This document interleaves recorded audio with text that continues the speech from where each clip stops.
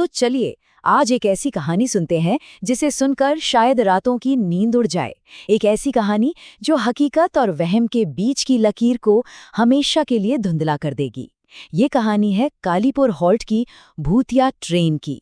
कहानी शुरू होती है एक चीख के साथ, एक स्टेशन मास्टर की चेतावनी जो हवा में ही कहीं खो जाती है।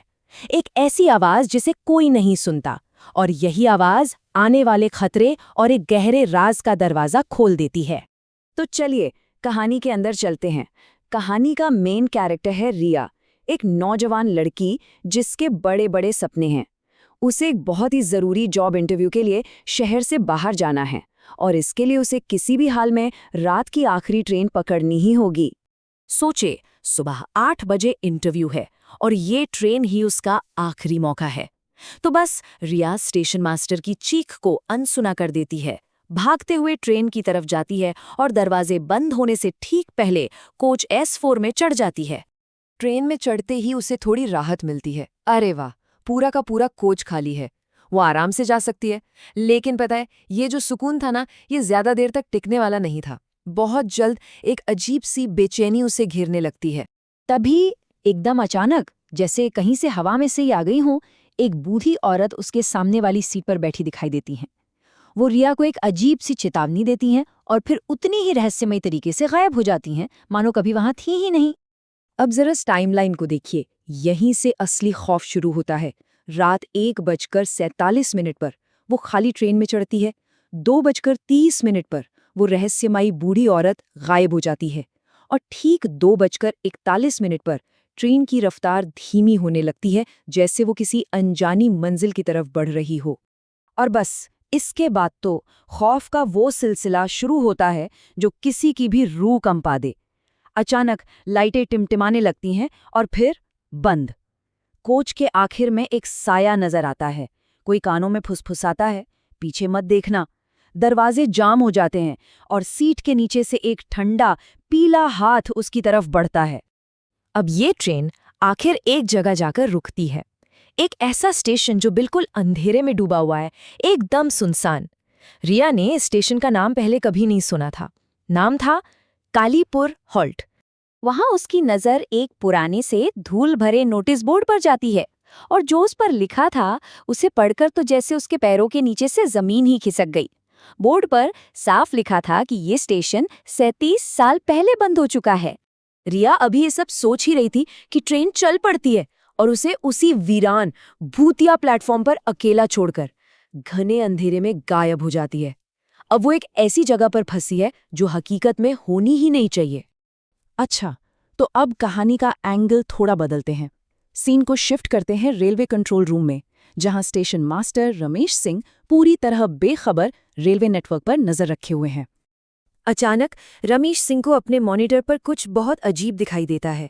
एक ट्रेन जिसका नंबर है 1987, जो सिस्टम में तो है ही नहीं, पर असल में पटरियों पर दौड़ रही है।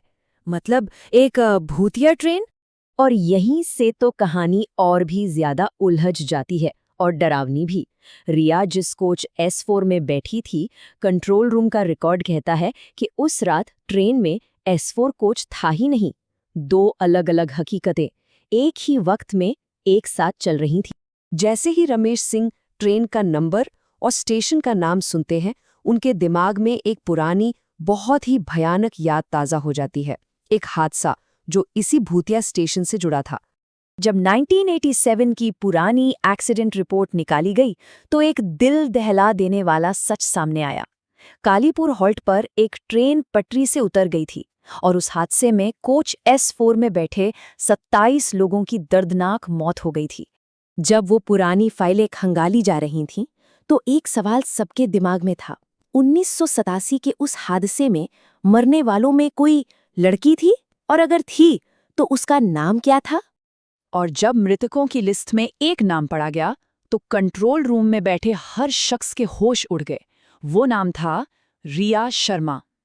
ठीक वही नाम जो उस लड़की का था जो आज रात उस ट्रेन में चढ़ी थी। तो सवाल ये है कि उस रात रिया के साथ आखिर हुआ क्या था? अब हम कहानी के सबसे चौंकाने वाले हिस्से में आ गए हैं, जहां दो हकीकतें आपस में टकराती हैं और सच को पहले से भी ज्यादा धुंधला कर देती हैं। देखिए, हमारे पास दो कहानियां हैं।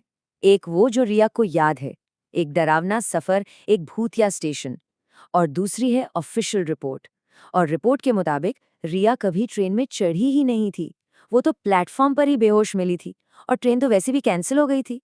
लेकिन अगर वो ट्रेन में थी ही नहीं, तो ये क्या था? कहानी का सबसे बड़ा ट्विस्ट अभी बाकी है। रिया के फोन में एक फोटो मिलती है। टाइम स्टैम्प है रात के 2:41 का, और फोटो में रिया उसी भूतिया प्लेटफॉर्म पर है, और उसके ठीक पीछे एक साया खड़ा है। ये कहानी यहाँ खत्म नहीं होती। इसका सबसे डरावना हिस्सा तो अब शुरू होता है। अगली शाम कंट्रोल रूम में। अगली शाम ठीक उसी वक्त वो भूतिया ट्रेन 10987 मॉनिटर पर फिर से नजर आती है, और वो उसी तरफ जा रही है, कालीपुर हॉल्ट।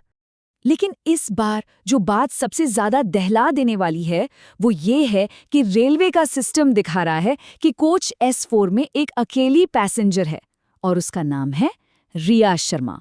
वो अब खुद उस कहानी का, उस लीजेंड का हिस्सा बन चुकी थी, हमेशा हमेशा के लिए।